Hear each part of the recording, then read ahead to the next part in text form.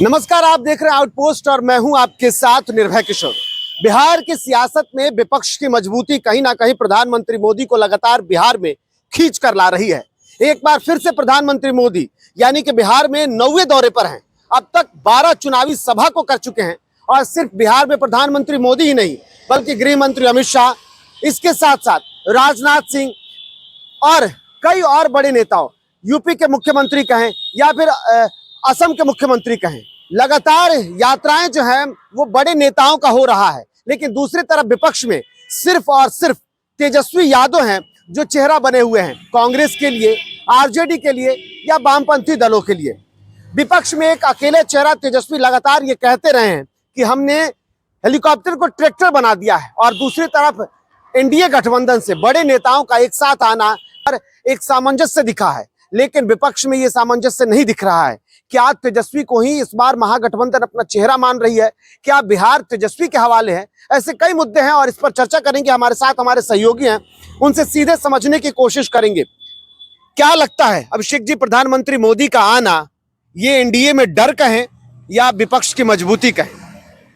नहीं, देखिए, सवाल विपक्ष की मजबूती का नहीं है।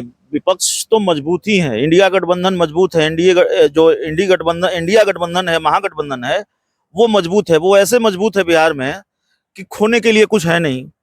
2019 के लोकसभा चुनाव में 40 में से 39 सीटें एनडीए ने जीती।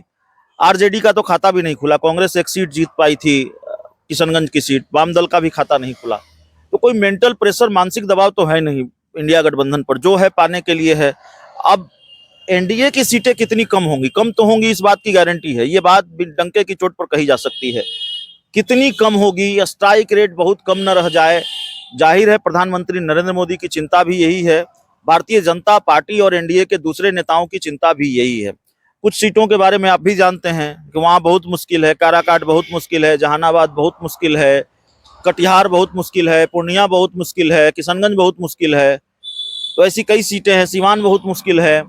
तो ऐसी सीटें हैं जिससे स्ट्राइक रेट बहुत गिरता जा रहा है। अब तक जिन सीटों पर वोटिंग हो चुकी है, अगर 19 सीटों की बात करें तो स्ट्राइक रेट एनडीए का बहुत गिरता हुआ नजर आया है। और जो दावा है कि 40 की 40 लोकसभा सीटें हम जीत जाएंगे, ये होता हुआ नजर नहीं आ रहा है। देखा जाए लालू प्रसाद यादव की सक्रियता, क्या प्रधानमंत्री मोदी ये समझ चुके हैं कि लालू इस बार सक्रिय हैं तो गंभीर साबित होंगे? लालू यादव की सक्रियता अपने आप में बहुत मायने रखती है। लालू यादव अपने आप में एक बड़ा फैक्टर है। और देखिए, लालू यादव ने बहुत चुनावी सभाएं नहीं की है, उस हिसाब से सक्रिय नहीं है। वो सारी नीतियां तो अंदर से चल रही है, सूत्रधार की भूमिका में है। एमवाई के अलावा उन्होंने एमवाई में के जोड़ा है, कुशवाहा जोड़ा है, और कुशवाहा उम्मीदवारों पर खूब दाव लगाया है। उजियारपुर से आलोक मेहता को टिकट दे दिया, अभय कुशवाहा को औरंगाबाद से टिकट दे दिया, और श्रवण कुशवाहा को नवादा से टिकट दे दिया। ऐसे ही कई कुशवाहा उम्मीदवारों पर लालू यादव ने और महागठबंधन ने दाव लगाया। क्या बोलते हैं, वाम दल ने, सीपीआई-एमएल ने काराकाट से राजाराम कुशवाहा को टिकट दे दिया। एमकेवाई लालू यादव ने कुशवाहा वोट बैंक में सेंधमारी की कोशिश की है। ये सारे वोटर जेडीयू के हुआ करते थे। ऐसा तो नहीं लालू प्रसाद यादव को लगने लगा है कि जेडीयू इस बार कमजोर है तो उस पर दाव खेला जा सकता? देखिए, ये चुनाव जो है निर्भय, ये सिर्फ हार जीत का चुनाव नहीं है।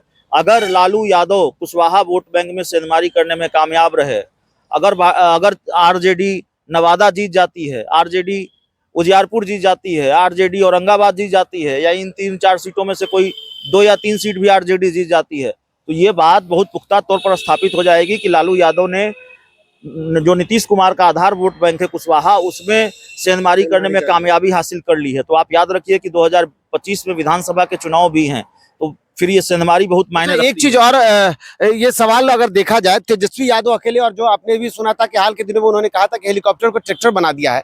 कांग्रेस के नेता उनके मंच पे नहीं दिख रहे हैं, वामपंथी दल कहीं कहीं दिखे हैं। एक दो जगह कहें तो बड़े कांग्रेस के बड़े जो नेता हैं वो नहीं कहीं भी दिखे हैं। अकेले दम पर तेजस्वी पूरी जिम्मेदारी बिहार में 40 की 40 सीटों पर संभाल चुके हैं। और बजाबते अंतर तो काफी लंबा मिल गया, वक्त भी मिल गया 7 चरणों में। तो हर एक लोकसभा के अलग अलग विधानसभाओं में तेजस्वी ने लगभग कोशिश की है। एक दिन में 8 से 10 रैलियां कर रहे हैं, 12 तक भी पहुंचाया है उन्होंने। तो क्या तेजस्वी बड़ा चेहरा बनने की कोशिश खुद से कर रहे हैं, या कांग्रेस को इसी शर्त पे उन्होंने रखा है कि मेरे भरोसे आप छोड़ दीजिए? पूरी जिम्मेदारी मेरी। नहीं, तेजस्वी यादव को जो ड्राइविंग सीट है वो तो राहुल गांधी दे ही चुके हैं। बिहार में भारत जोड़ो न्याय यात्रा हुई थी, लेकिन तो राहुल एक बार ही राहुल गांधी आए, वो भी भागलपुर, उसके बाद उन्होंने आने की जहमत भी नहीं की। हो सकता है ये रणनीति हो इंडिया गठबंधन की। 2025 में विधानसभा का चुनाव है, तेजस्वी यादव ही कमान संभालेंगे, तेजस्वी यादव के नेतृत्व में ही ये चुनाव लड़ना है इंडिया गठबंधन को।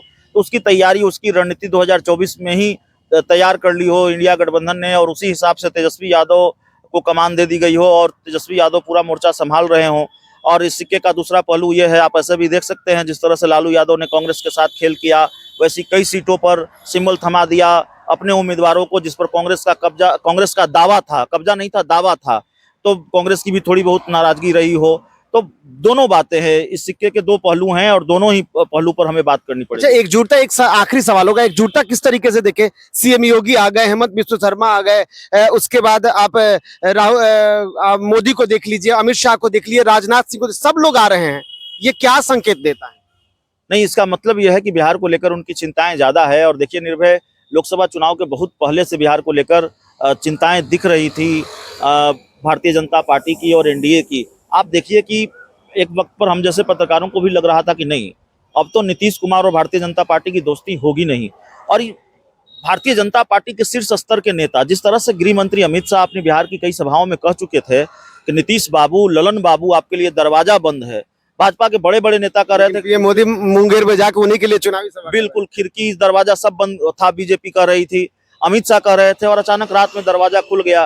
सुशील मोदी जो अब इस दुनिया में नहीं है, उनका निधन हो गया, और उन्होंने सबसे पहले ये बड़ा संकेत दे दिया कि भारतीय जनता पार्टी और जेडीयू मिलकर सरकार बनाने जा रही है। उन्होंने कहा कि कभी कभी बंद दरवाजे खुल भी जाते हैं। उनका ये बयान बड़ा चर्चित बयान था। उससे पहले अमित शाह का एक इंटरव्यू, और उस इंटरव्यू के 4-5 दिनों के अंदर खेल हो गया। अमित शाह ने एक इंटरव्यू में कह दिया एक अखबार को, उनसे पूछा गया नीतीश कुमार को लेकर, तो उन्होंने कहा कि देखिए, अगर वो आएंगे तो विचार किया जाएगा। पहले तो वो कह रहे थे खिड़की दरवाजा सब बंद है, फिर उन्होंने कह दिया आएंगे तो विचार किया जाएगा, और उसके बाद पूरा खेल हो गया। तो जाहिर तौर पर लोकसभा चुनाव में नीतीश की जरूरत एनडीए को थी, बीजेपी को थी, और बीजेपी ने बहुत भारी मन से ही सही, लेकिन नीतीश कुमार को कबूला। और न सिर्फ कबूला, बल्कि जो बीजेपी ये कह रही थी कि नीतीश कुमार सरकार चलाने लायक नहीं है, उनको रिटायर हो जाना चाहिए, उनको 16 की 16 सीटें भी दी। 17 सीटों पर वो पिछली बार लड़े थे, इस बार एक ही सीट कम हुई, 16 सीटें नीतीश कुमार को बीजेपी ने दी। तो ये भारी मन से ही बीजेपी को कबूल करना पड़ा, क्योंकि नीतीश कुमार की जरूरत और बिहार को लेकर बीजेपी का डर। जी चलिए, बहुत बहुत धन्यवाद अभिषेक। तो कुल मिलाकर के देखा जाए तो प्रधानमंत्री मोदी बिहार यात्रा लगातार कर रहे हैं, आज नवी यात्रा पर आने वाले हैं, आज भी रुकेंगे और कल भी वो बिहार में रहेंगे। हालांकि बिहार में आने का असल मकसद जो कहा जाए, वो कहा जा रहा है कि वो दिवंगत नेता सुशील मोदी के परिवार से मुलाकात करेंगे, लेकिन आज शाम आएंगे और उसके बाद वो नेताओं के साथ, यानी कि बीजेपी के नेताओं के साथ बैठक भी कर सकते हैं, और इसके लिए बाकायदा तैयारी पूरी की गई है। कई ऐसे तैयारियां देखने को मिल रही है, सड़कों पर तैयारी जोर शोर से चल रही है। प्रधानमंत्री मोदी के आगमन को ट्रैफिक में भी बदलाव किया गया है, लेकिन इन सारे हालातों के बीच में सवाल सबसे बड़ा है कि क्या पीएम मोदी, अमित शाह इस लालू प्रसाद यादव की रणनीतियों को तोड़ने की कोशिश कर रहे हैं, और यही रणनीतियां ये तय कर पाएगी कि बिहार में एक बार फिर से 40 में 40 जीतने का दावा करने वाली बीजेपी नई रणनीतियों पर काम कर रही है। फिलहाल इतना ही, नमस्कार।